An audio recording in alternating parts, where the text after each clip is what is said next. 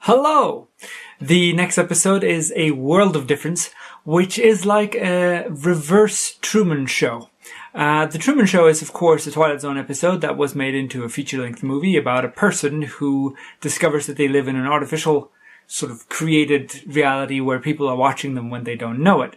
This is the very opposite, where someone is thrown from our reality into Hollywood and is weirded out by the fact that there's a production set going on. It's not a very technically challenging episode as such. It does have a few sort of neat things about it. There's this one scene with the secretary when all that the character Reagan or Curtis is doing is backing up, going, "This doesn't feel right," and she freaks out. It seems improportional to the threat being presented, and she sort of freaks out. There's a scene with a kid. Kids are always very difficult, so very wisely they cut her into the background when she's talking to her mom, so all she has to do is point.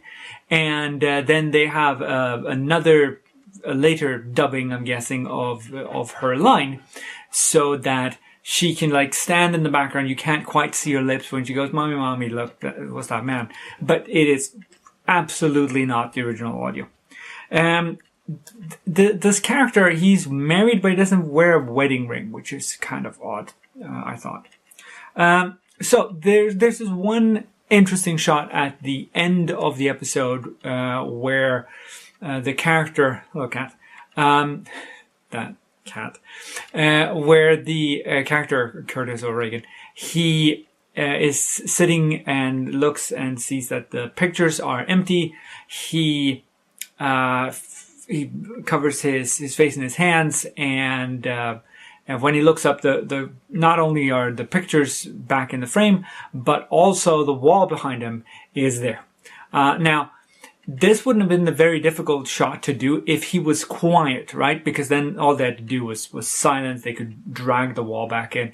But now they did it without you hearing it. And that's fairly impressive, I must say.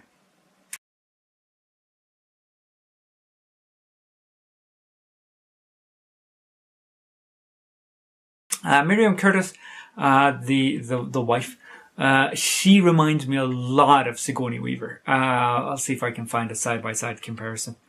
There's a lot of the story that reminds me of The Langoliers, which is a story by Stephen King, in which the past gets eaten up by the Langoliers, who are like cleaners of reality. It's actually in one of the other Twilight Zones as well. It's just like the Truman, but we'll get to that.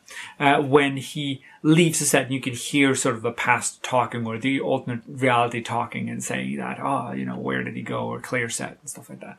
So it's weird that way. It's not insanity. It's actually a reality bleed. Next one is Immortality, which is going to be, well, not technically immortality, but close enough. And I look forward to seeing you then. Bye.